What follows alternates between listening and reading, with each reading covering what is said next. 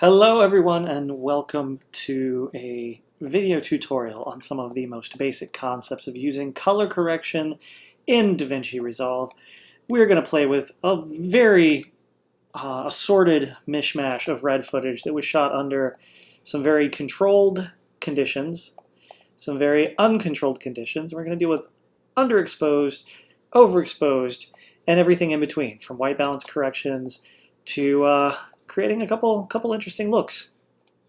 Now keep in mind this is my workflow. This is not some industry insider information because quite frankly I'm not actually in the industry proper, quote unquote. I'm an independent colorist who is working on independent short films and features and doing a lot of commercials and advertising. But I feel like there's a few basic concepts that a lot of people are missing. And there's a lot of YouTube videos on color grading, color correction, and Davinci Resolve, and very few of them actually touch on the basics, the concepts and the tools, when to use them, how to use them, and what you're actually trying to do with them.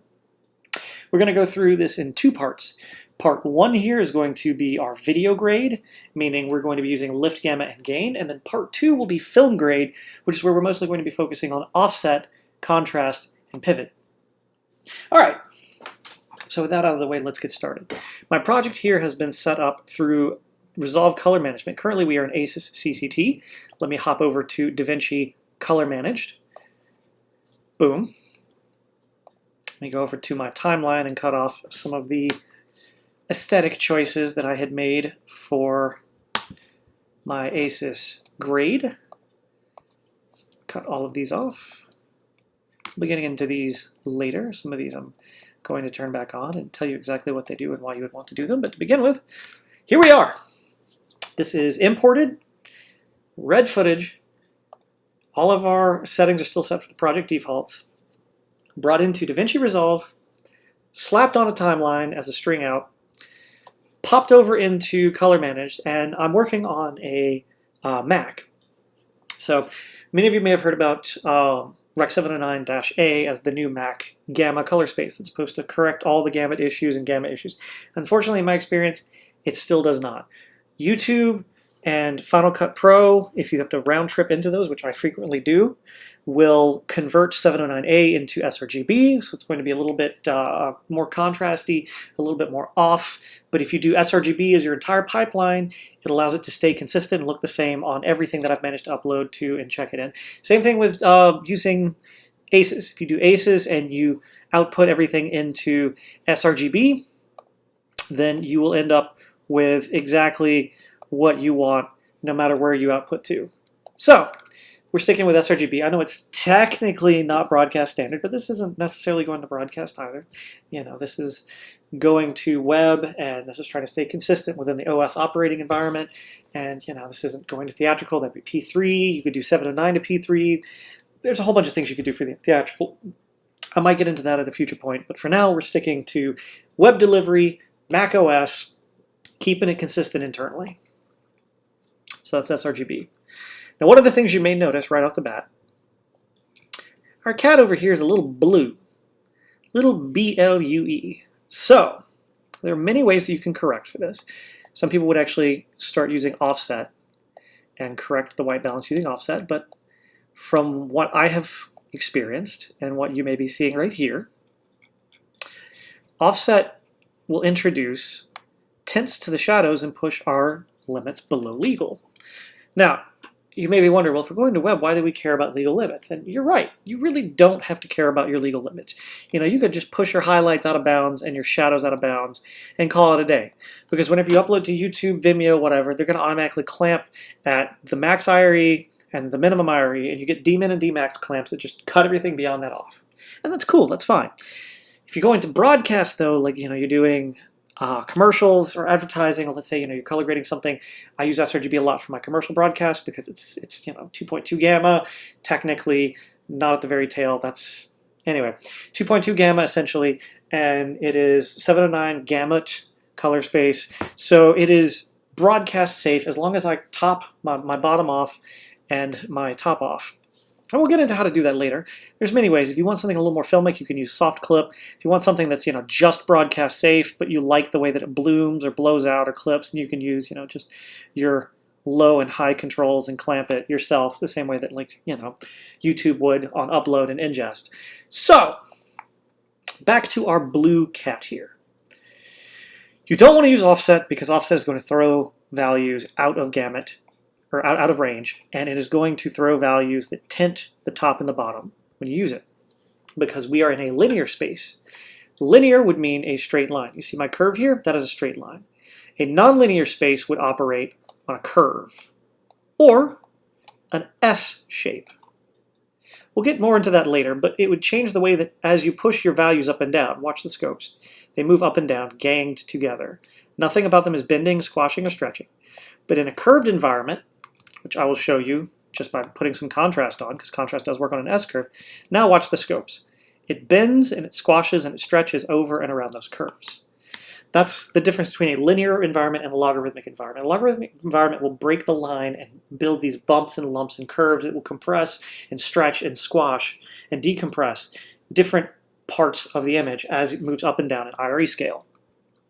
So, with that out of the way, when we're in linear environments, or what I call video grade, we don't really mess with offset too frequently. Instead, we're going to be focusing on lift, gamma, and gain. Here we have tinted whites. Normally, white tones are going to be balanced using your gain. Black tones, if they have a tint you want to remove, will be balanced using lift. And then if you have a clean white and black tone but still a tint to the center, you'll want to tint with gamma. Overall, our exposure here is all right. We have a little bit of clipping right outside of ranges on the highlights here. So I will bring those down. And then to compensate, I will bring my gamma up. And then to compensate for that, I'll bring my lift down. Lift is down a little too far. You just got to kind of play with it. There's not too much you can do with just these basic controls for read lighting. If you're working in video grade, you really need to use masks to relight. So if I wanted to, bring the cat out from the background a bit more, I'd come in and do a power window. This is just like a really rough, really nasty power window just to get the point across, but I would power window this cat and I would soften it and then bring the cat out that way. Or, since we don't want to clip, bring the cat up that way.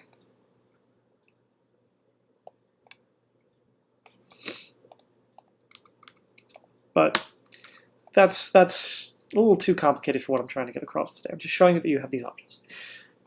Personally, for this cat, if you pull down your gamma options and you tint with gamma, you'll clean up the midtones and you'll even clean up the shadows because they're clamped to and gained, excuse me, they're ganged to the values that you manipulate in your gamma, but you never clean up the highlights completely. So in this situation, just seeing that your highlights are the tint and the tint is almost uniform coming from the top to the bottom here, let's watch those scopes, pulling down that blue a little bit, pushing up that red a little bit. Now, this is not something you want to always do. Many beginners get caught up in the idea of, oh, I have to bring all of my red, green, and blue highlights into alignment with each other. Everything has to match up completely. I have to make it so that it's completely neutral. And I would argue that is not true. A lot of times you end up getting rid of colors in grays. Say the brightest thing in the image isn't white, it's gray. Well, then you'll neutralize the gray. And if it's a gray that's not meant to be neutral, you'll introduce tint to the image. Because not all gray is made the same. Not all white is made the same. If something is off-white, if something is bright white, if something is supposed to be something other than the color of daylight or your main key light, correcting for white will introduce color tints. And in some cases, color tints may be what you want. We'll get more into that later. There are a couple shots in here that are interior concert shots that you actually do kind of want to tint for the mood. So here we are with a mostly neutralized cat image. The shadows are a bit gray looking. I like my shadows to be a bit crunchier. If you pull down on your lift, you will see you go outside of range. But you can pull down on your gamma, compensate a bit with the lift, pull down on gamma, and you get a bit more punch to it. But we brought our cat down as well. So what I'm going to show you can do, going back to our clamping ranges, is we will bring it down to get those shadow tones out and punchy and get the vibe that we want going. And we'll come back over to our curves. This is not something you want to do frequently. This is something you only want to do in very specific cases, but we will clamp our values so that nothing goes below where we want it to. And now we have these punchy shadows that add like depth to it, makes it go oof and oomph, you know, to the image. And the cat pops out from the background, which I need to slightly tweak the cat a little bit. It's still a little cold. Our whites are balanced. Our midtones could use a little work. I'm working with the primaries bars rather than the primaries wheels so that you can actually see the values as they go up and down and see how they relate to each other as a way to give an example that you can follow along with rather than me just... And I'm using my mouse too, because if I were to use a control surface, you wouldn't exactly be able to see what I'm doing. And the whole point of this is to make it as transparent as possible for you, the viewer, to see exactly what I'm doing. And so here we are with a nice balanced cat image. If you wanted to, you know, go in and do a look with it, you could come in and just do...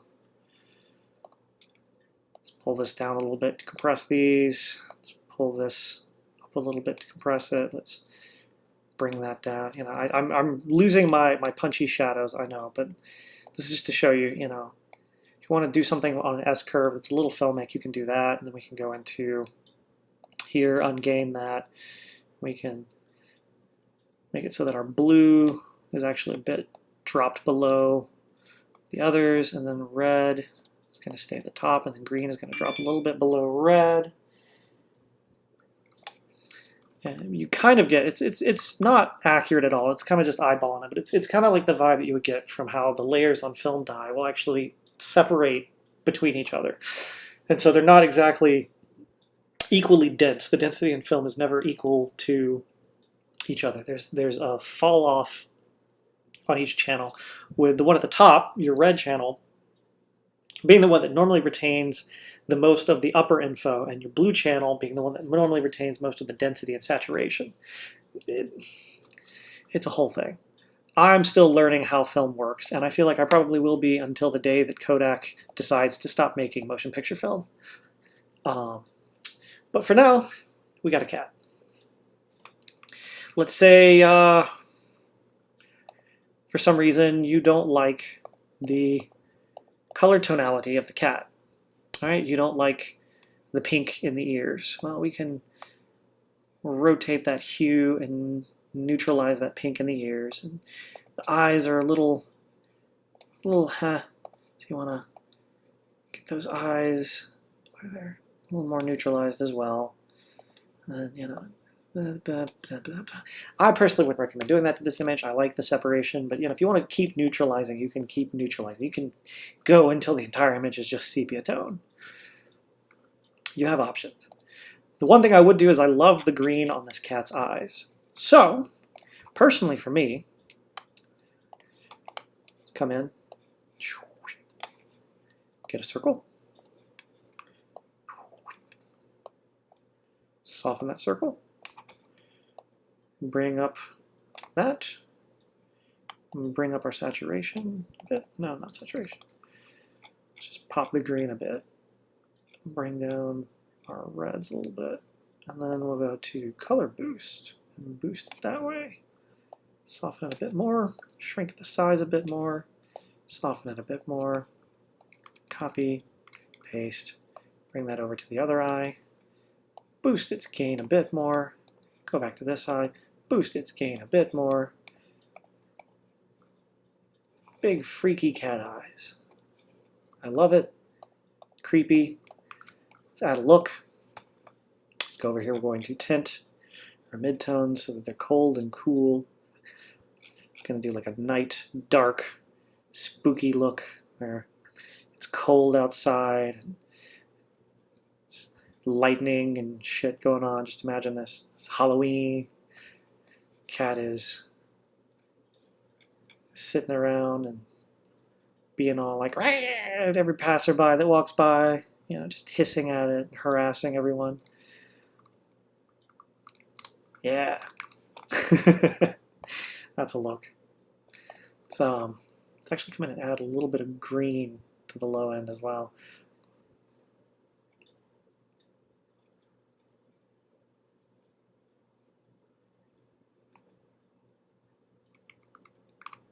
to get a little more separation from it. Now the lighting, it doesn't necessarily work because it's clear this is daylight, but I'm just having fun today. This is a fun day. Okay, overexposed shot. So when you are working with any overexposed footage, this situation is not the case. This is technically properly exposed for the scene, but because the ISO is defaulting to the ISO that is like the default for our red raw import, it's not pulling the footage.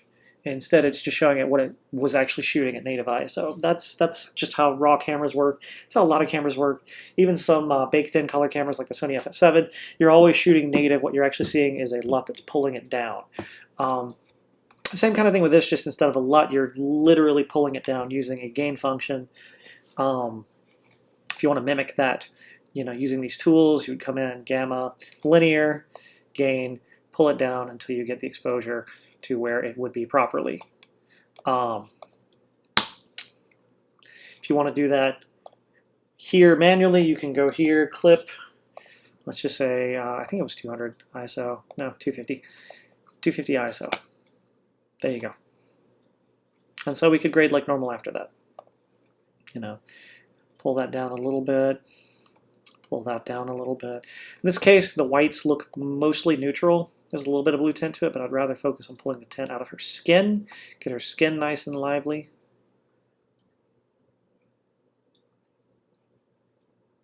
And there you go.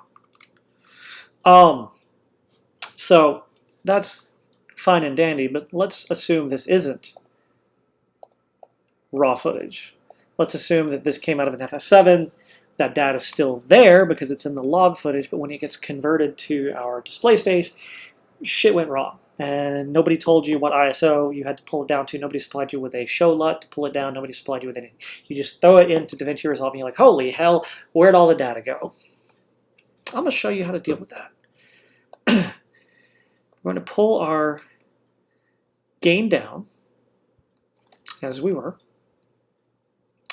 And since we're not trying to correct for the image, we're just trying to correct for the overexposure, we will pull down our offset. This is one of the only times I recommend using offset, because all you're doing with your gain is you're amplifying the signal, and all you're doing with offset is you're pulling the entire signal down. You're not breaking it, you're not bending it, you're not creating any nonlinearity to it. And then from there you can say, all right, it's a little punchy. Let's correct for that. That there, that there. Pull down that, pull that up, pull down that, pull that up.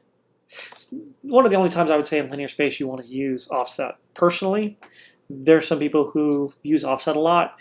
The more you use offset in a linear space, the more complicated things get, especially whenever you're going with footage that is higher dynamic range than your display space. Something is shot in Rec 709, you're just dealing with Rec 709. Offset has more uses and it's more doable, but when you're in a situation where you're dealing with log footage, it's more complicated. Now, she's looking a bit dark to me. The peaks on her are around this 768 line right here.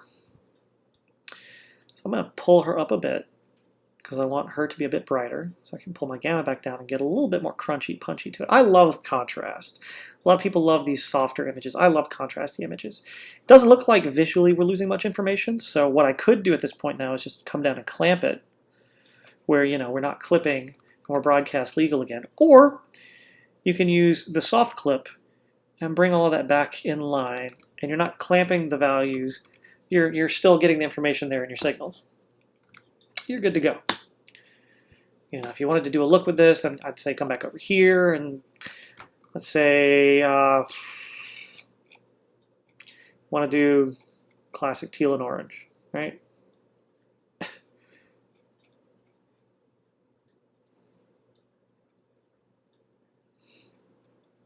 Actually, a better way to do this is just pull red down and then boost blue slightly.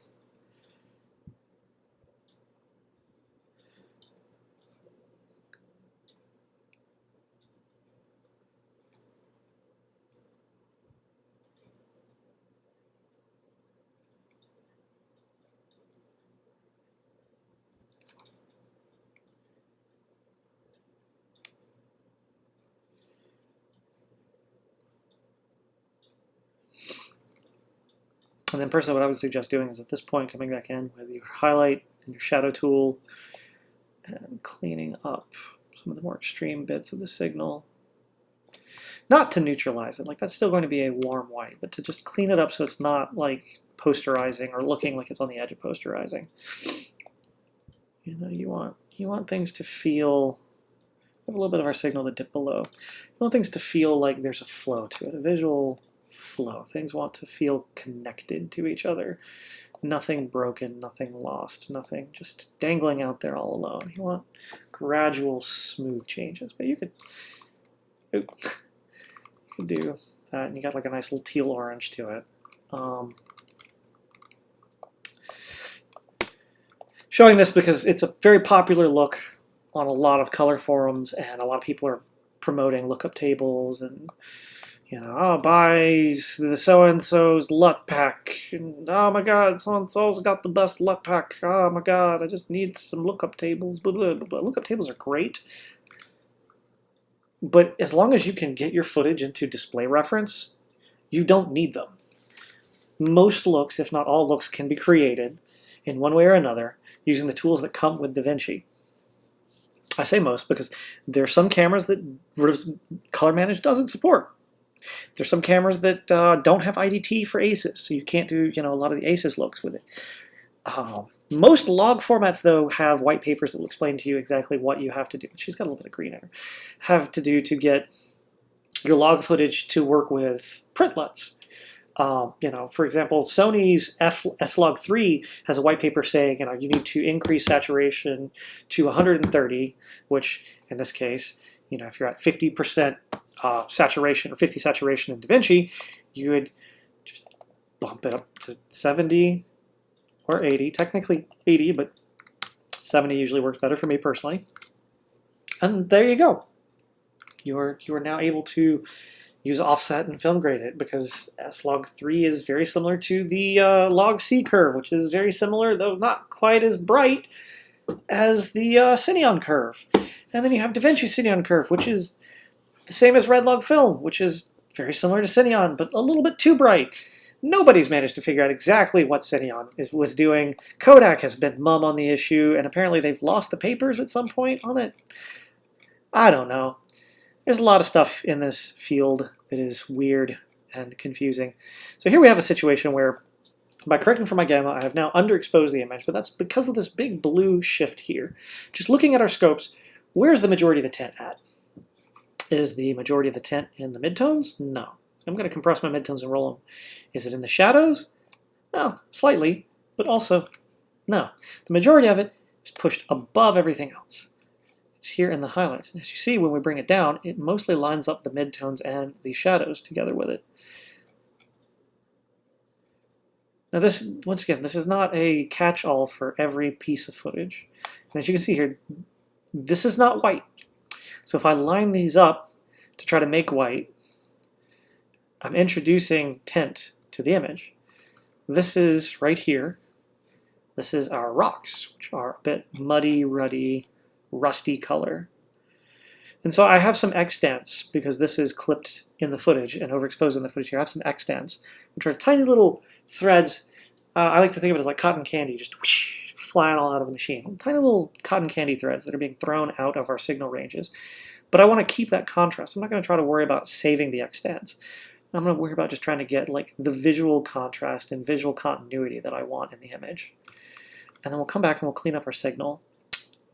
There's a little bit of a soft clip I'm going to do here to bring those extents back.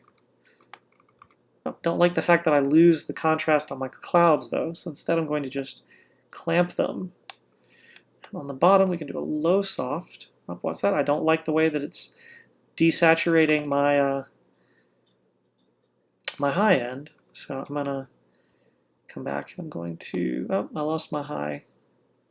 Sometimes whenever you accidentally tap Control-Z or Command-Z too quickly, you will have that happen.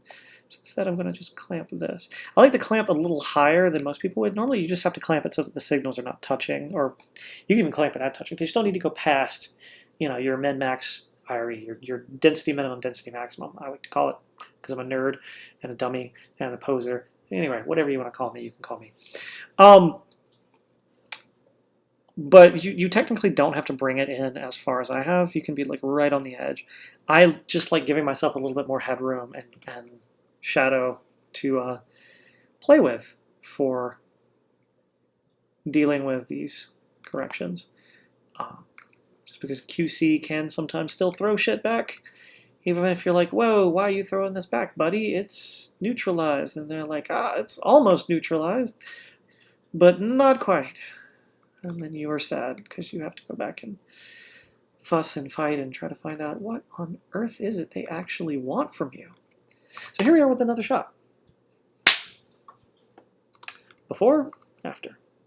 Before, after. And in this case too, if you wanted to mask because it's a static shot, there's not too much you would need to do with crazy masking or anything. I'm going to work under my clamp here because I want to keep my extents from going up. Which here's another useful thing. If you have a lot of footage that are in very similar shots and very similar shot types, you can add 2 groups. I normally use groups for broad stroke look type corrections, and I'll use a timeline for some global adjustments as well. We'll get into that eventually, but for now, just understand that you can group clips by right-clicking them and putting them in groups. So that if you have shots that are very similar and have continuity with each other in terms of location and lighting, you can group them together. You can even use group nodes. It's been a while since I've used one of those. There's a node type that you can use that will gang across every group that it is a part of. I'll have to get more info on that. It's been a while since I've used it. I find just grouping objects and working in the post and pre-group settings to be much more valuable because I'll do like an overall correction in the post clip and then work under that in my clip settings, and then pre-clip will do some halation, emulation, and things like that. Next clip. This is probably a little boring because these are all going to be very similar clips to each other where, we're just dealing with, correcting some white balance issues, getting things into range. This one has an interesting thing that I'm going to show you because the lighting here coming from the front of their bikes, you might be tempted to correct for that and be like, all right, I'll bring that in range. Now it looks a little flat. Now I'll bring this up, and that looks a little flat too, but to get the contrast I want, things are going out on the bottom.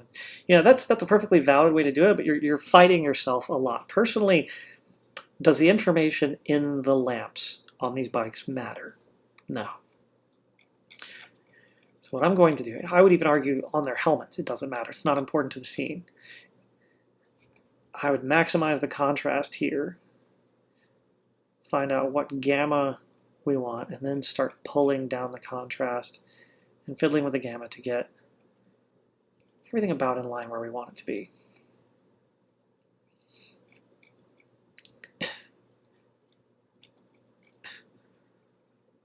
Get our white balance corrected. Cool, cool, cool. And now we'll come out after this. You don't have to come out after it. You can work on the same node because everything, place it in line where you're clamping is always at the end. Because there's like an internal node structure within each node. Go figure. We'll just soft clip it. And then we will use high to bring that back down a little bit. Just a little bit. Then down here on the bottom, we'll just use low. I don't like soft clipping on low. I'll usually just clamp it before I'll soft clip it because it keeps the visual contrast. And if information is that low in your IRE anyway, it's probably not registering as detail. It's going to just register as like black. So you're not losing anything by clamping. And there you go. We're corrected, cleaned up, good to go.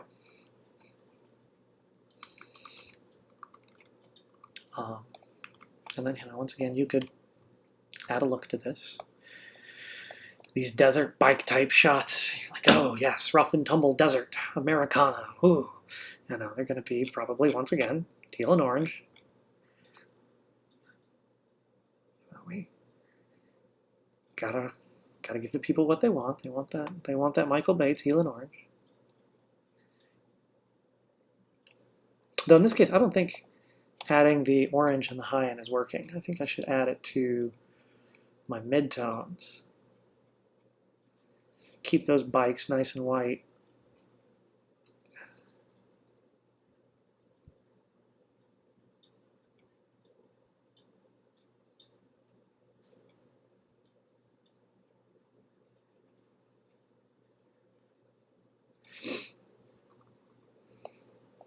Vroom, vroom, blowing up.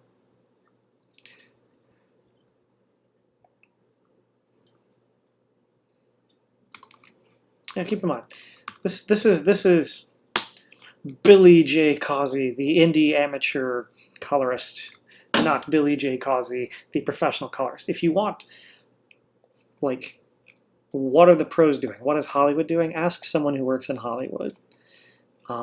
There are great resources out there on Lift Gamma Gain. There are tons of tutorials out there that are paid. Most of them are paid because these gentlemen, they have day jobs. They work for their clout and their reputation. They deserve to make money off of what they know. But there's a lot of resources out there from a lot of different places. Colorists who worked at Photochem, Company 3, eFilm, all kinds of places, which I think eFilm now is owned by Company 3. I'm not entirely sure. Something recently happened with eFilm. I don't know who owns eFilm anymore.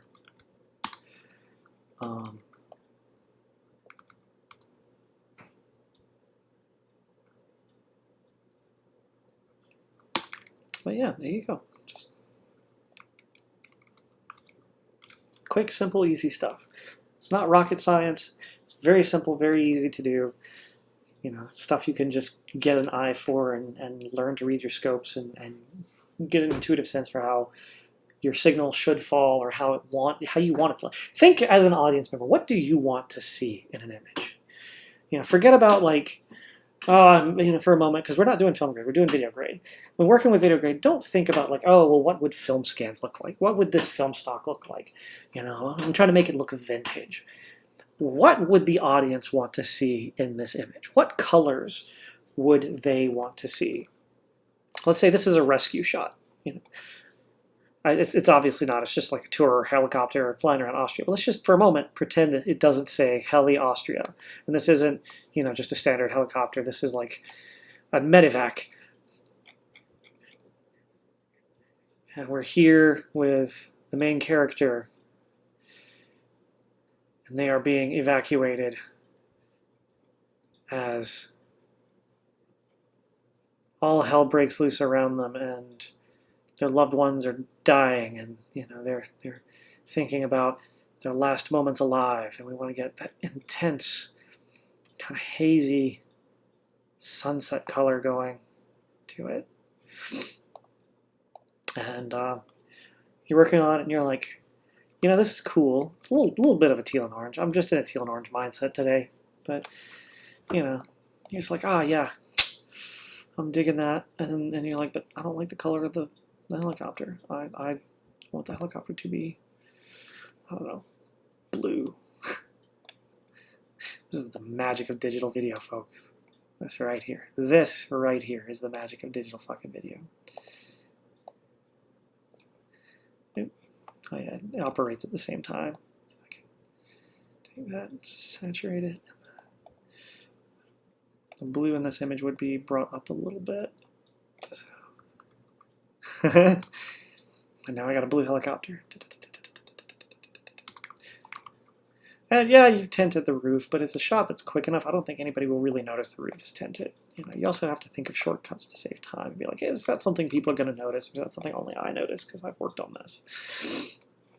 And then if you want to get like more granular with some of your color adjustments, this is what the log tools are for. The log tools. Okay, so watch my curve here in the middle. All right, this is your lift. This is literally the same function as your lift. This is your gain. This is literally the same function as your gain. This is your gamma. Okay? Your log tools, however, this is your highlight. This is your shadow. This is your midtone. And with the log tools, you have sliders down here, high range and low range, which will determine where in the signal this point will go. So that suddenly this is your highlight, and this is your shadow, and this is your midtone, or this is your mid. It can be shifted around, but it allows you to have more granular, precise control over the signal. I wish that there was a bars version of your log controls, but there's not. So what I'm going to do here is I'm going to cool this off and bring the sky back a little bit with this. And we're going to try to neutralize a little bit of that green. It's on the bottom of the helicopter there, this little area. On the bottom of the helicopter, I'm trying to find it exactly there, something like that. In my experience, your log tools are mostly used for like precise tint removal or tinting of things.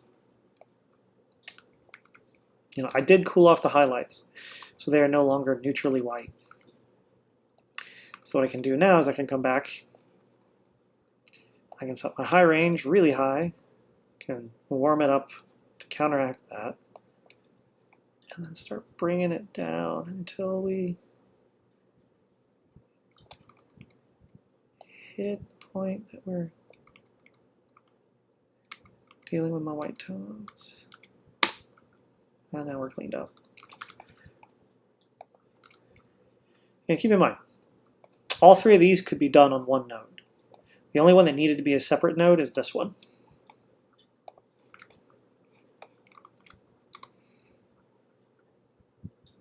So yeah, that's pretty good, pretty neutral, pretty natural. So a shot where you would want a tent.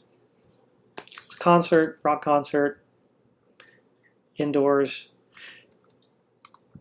By the way, all this footage was supplied to me by a now defunct stock video website.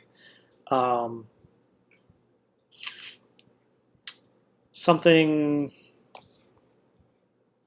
24, Iris 24, I think was the name of it.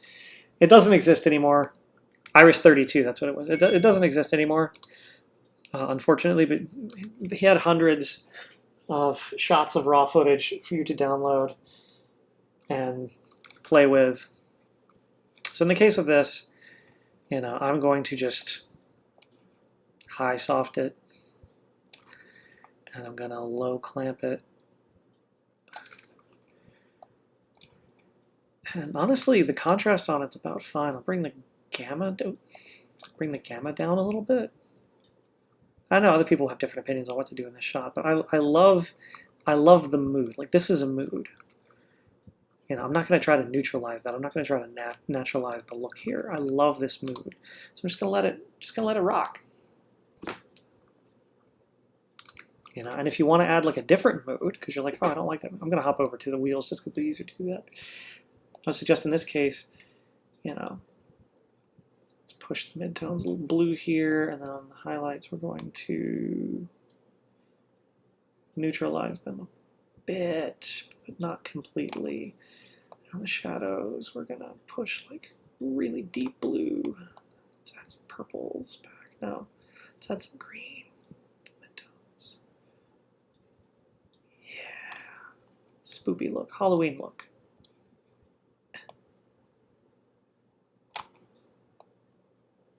Warm that up a bit.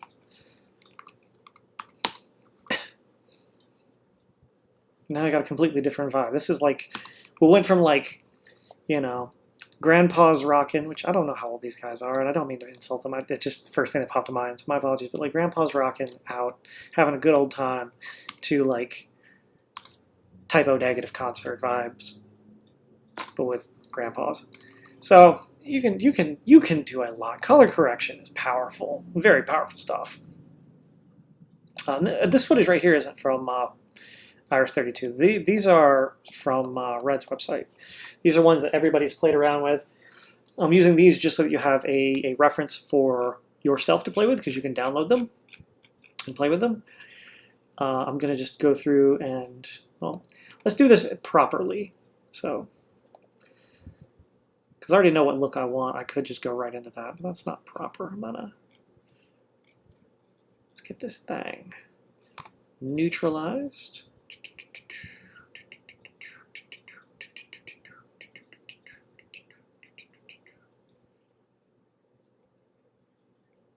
All right.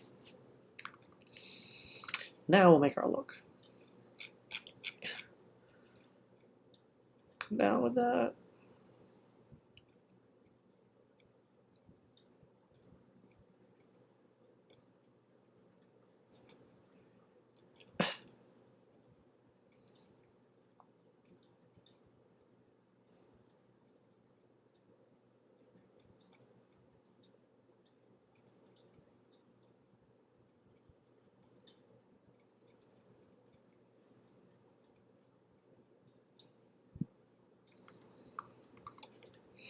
The idea is I'm accentuating the cold image coming from the outside and then the shadows being a bit cooler while keeping the midtones where his jacket, the light over here in the corner, and his face in more of a warm area. So it's a nice warm and cool split, but it's not teal and orange. It's actually more of like a purpley because it's night and stormy and dark. So it's more of a purpley color. And then we have, you know, more of a neutral, natural vibe on the inside to accentuate the storm outside. The only downside is on his chin, we are getting a little bit of color spill. That's what I like to call this. I don't know if there's a technical term, but we're getting a little bit of color spill where the purple is showing up too much on his chin. So this is a situation where I will power window his face.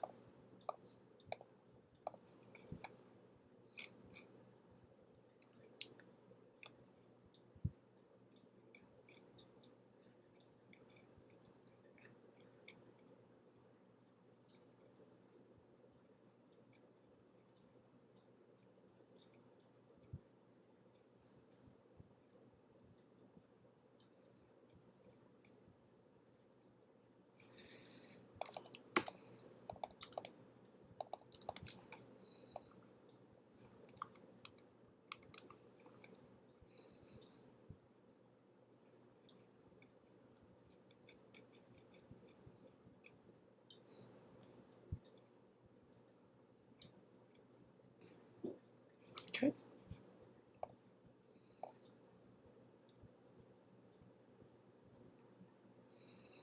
Let me just track it. I'm not going to get rid of the tint completely. I could, but that would be HSL, and I don't feel like fighting with HSL for a tutorial. I know, I am lazy. But for the most part, we made it where it's not that noticeable anymore. That being said, we did accidentally make his chin orange. Yeah. We'll have to HSL it. Wah. Yeah, we got our color spikes.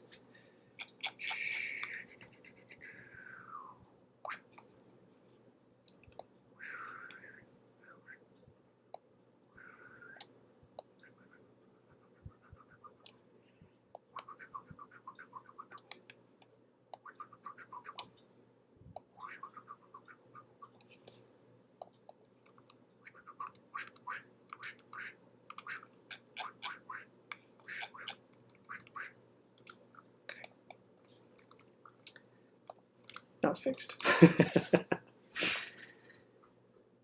So yeah, that's some basic stuff with video grades. You know, just some basic ideas, concepts, some looks, footage, what have you. Now for film grading. Dun, dun, dun.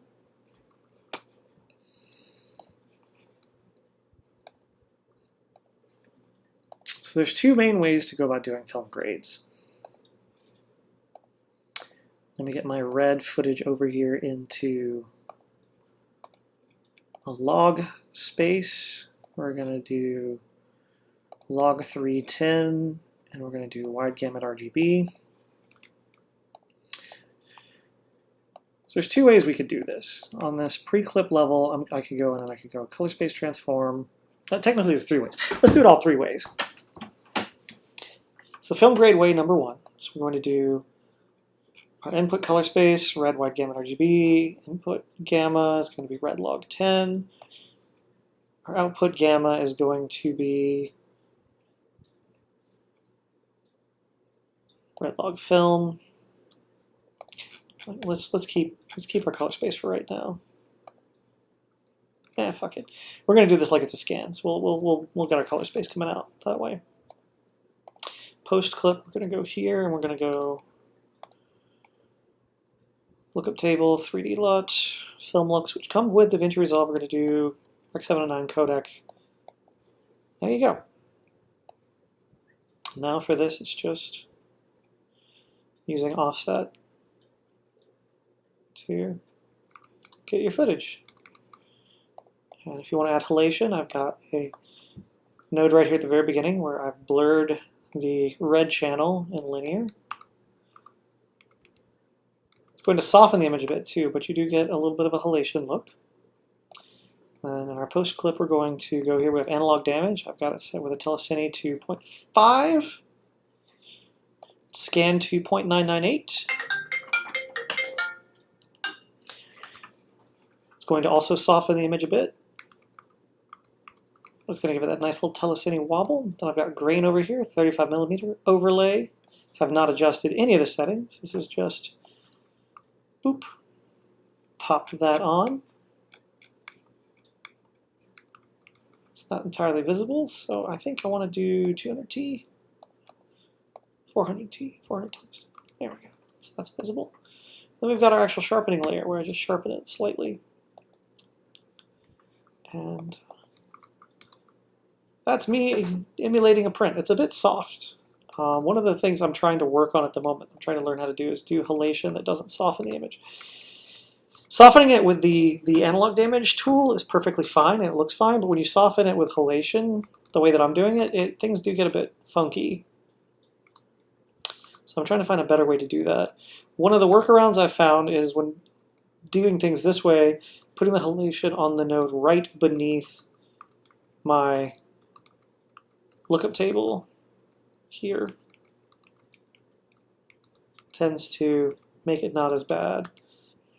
But the amount of halation that I get compared to the amount of blurring I get isn't one-to-one. Like I get a little bit of halation, but I get way more softening than I get halation. You do get it though. It's subtle, but you do get it. The more you blur the red channel, the more halation will show up in the image, but it's not. And if you do it without putting it on linear, you're not going to get halation. Instead, you're going to get more of like a chromatic aberration thing where you just get like red, blue, and green outlines around things. But let's go back through some of the clips that we graded before. Redo them this way as a film grade. So, as you can see, as I push my offset up and down, it squashes and stretches the image. Let's hop over to a histogram. So many of you may use photo editing software like Lightroom and Photoshop. If you're used to using the camera raw settings in Photoshop or Lightroom and you know the exposure tool, this is what the exposure tool is doing. Because the color spaces there are put into an S-curve and you're manipulating using the exposure tool, the exposure slider, you're manipulating the image, and if you notice, it'll squash and stretch. You know, I read in forums all the time, people are like, oh, it's like it's a lift function with a gamma function at the same time. It's like, no, it's offsetting the entire signal, but on an S-curve. It's also how the human eye works, and that is also how cellulose and other types of film stocks work. So it's great. It's a very, very good, very powerful way to work. I'm gonna go for cold and cool vibe like last time with this.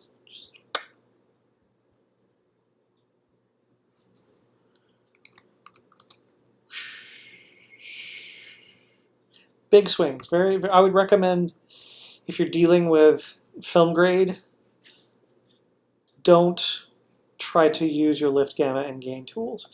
If you need to tint things, I would recommend sticking with the log tools, so you can always pull it back in range and be more precise with where it's touching. Like, you know, let's say I want to tint the shadows, and then I want to tint the highlights.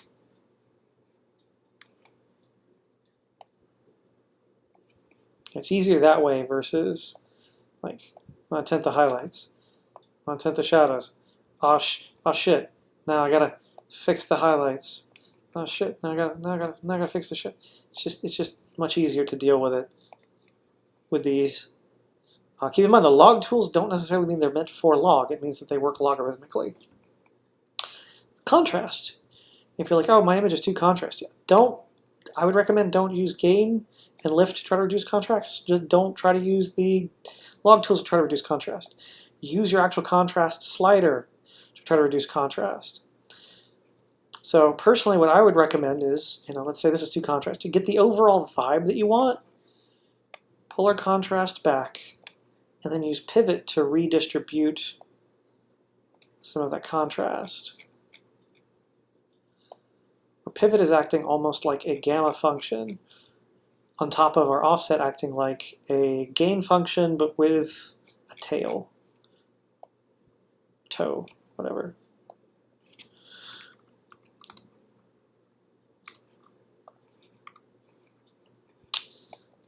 So let's hop back over here to like the helicopter.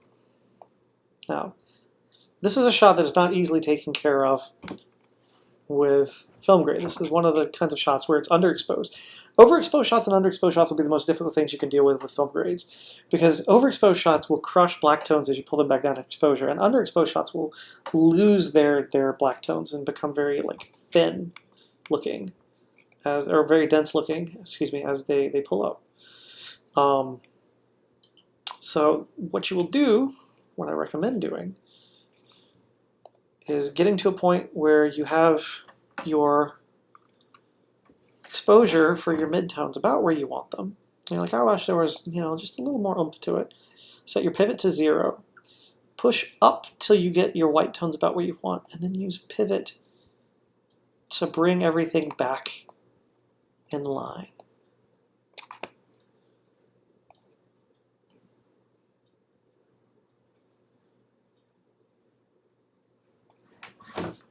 There you go.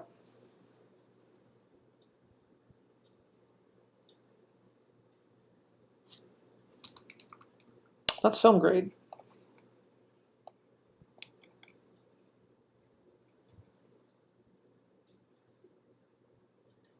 It works really well.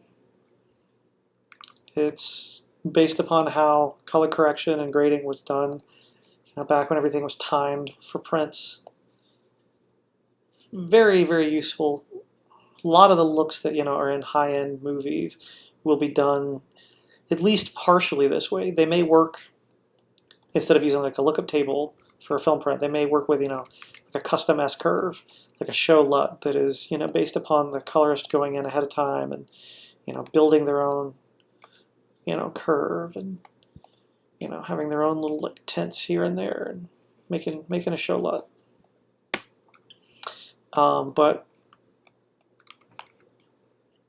And once again, not all, but I'm willing to bet the vast majority of major motion pictures done these days are done with some form of film grade as your base. And then they may go after the film grade and then use their, video tools to get a bit more out of the image and finesse it slightly and just,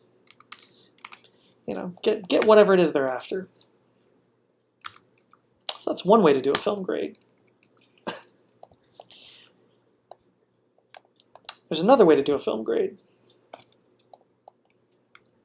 I didn't mean to get rid of all of this. Another way to do a film grade is, and keep in mind, anything that's technically Cineon compliant can be used this way. So it's if this were not Red Log 10, I'm doing Red Log 10 just for simplicity's sake because it's some color issues that are corrected by doing Red Log 10. But if this was S-Log or Red Log Film or one of the Cineon compliant ones, you literally just pop your saturation up and then have at it. So the next step is ACES. There's two ways to do ACES. One way is to do ACES properly, and I'm going to show you the Billy Causey bootleg ACES. And you have to do it this way, otherwise there's going to be color banding issues. So we go from our red footage, which is wide gamut Red Log 10, into ACES linear. We go from ACES linear to ACES CCT. We go here to our output, and we go ACES CCT to ACES linear to ADX10. Now on our node level, we're going to do gamma CCT, copy. And from now on, every node that we work on, no, actually it does, I forgot, Davinci's newer ones, you don't have to do that because it does automatically convert to your working space.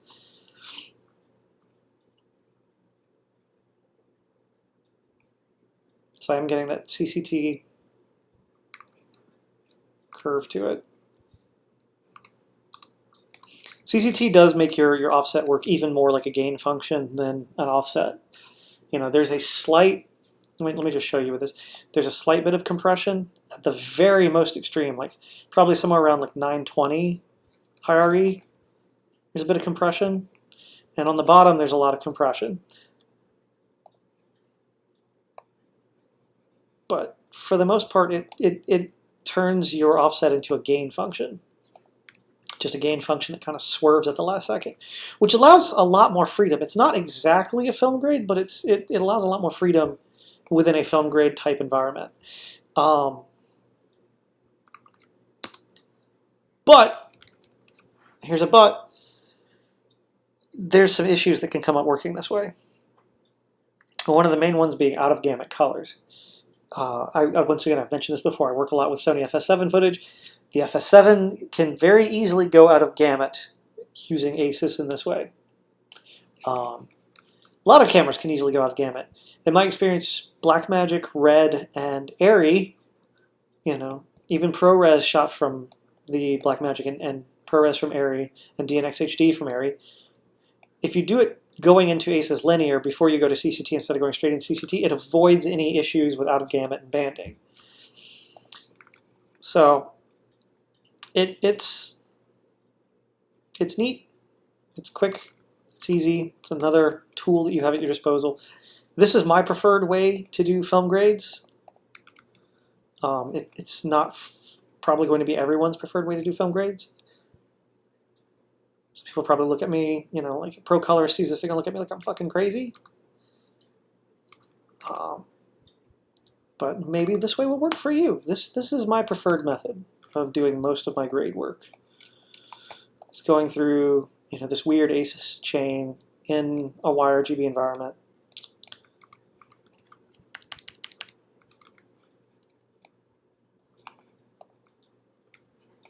And there you go. So, what is the last way to do a film grade? Well, the last way to do a film grade is just straight up ACES. Because I'm working in a Mac environment, I'm going to work in ACES CCT and sRGB as our ODT. ODT stands for Output Device Transform. So we're going to just stick with sRGB as our device transform for output. However,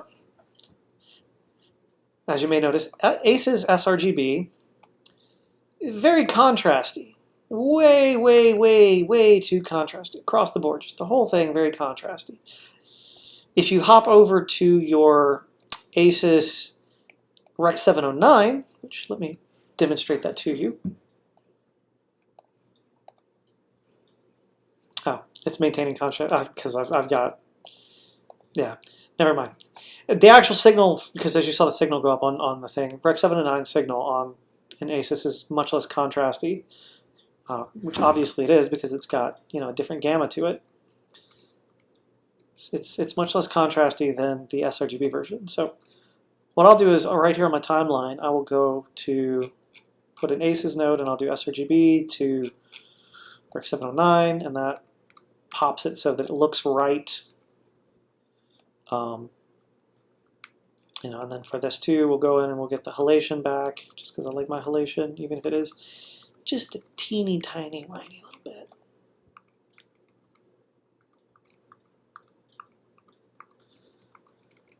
And the grain shows up really good in ACES because the transform is happening after the grain. I may actually want to start putting my grain on the input level, like my pre-clip, just because then it would actually work how film grain works when scanned. But, for now, this is where it's at. Then we'll come up here to the top level and don't need these. This was just me trying to play around with different chromatic adaptation settings. I have yet to figure out exactly what F1 and F2, F7, and A and B are. I assume these are filters. I could be wrong, but I assume they're not. You know, obviously everybody knows what your DCI is. That's P3's color space. ACES is going to be ACES color space. You know, these are your Kelvins here. But personally, I don't know what A, B, C, and then the E, F1 through 10, or excuse me, F1 through 12. I don't know what those are. I assume the lettered ones are your filters, like emulating and simulating filters. But I'm not entirely sure. But you can end up with some very good looks. Nice. I would recommend anytime you're doing a film grade, I forgot to mention this, go up here and turn to color and turn the hotkeys on, and you can use just your numpad to do. And when you're working in ACES, everything's a little amplified because of how extreme the gamma transform is.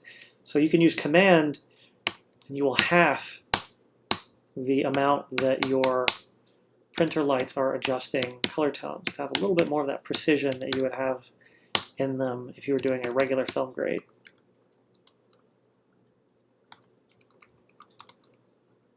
It's good shit. I hope this information is useful to at least someone out there. Maybe it's not. Maybe you have no idea what I'm talking about and I completely fucked up. Maybe I completely fucked up and I'm wrong on something. I doubt I'm completely wrong. But you never know. What I will say is, that cat is awesome. I like me some of that cat. Let's warm that up a bit more. I like it warm, but not too warm. That cat is awesome. Love that cat.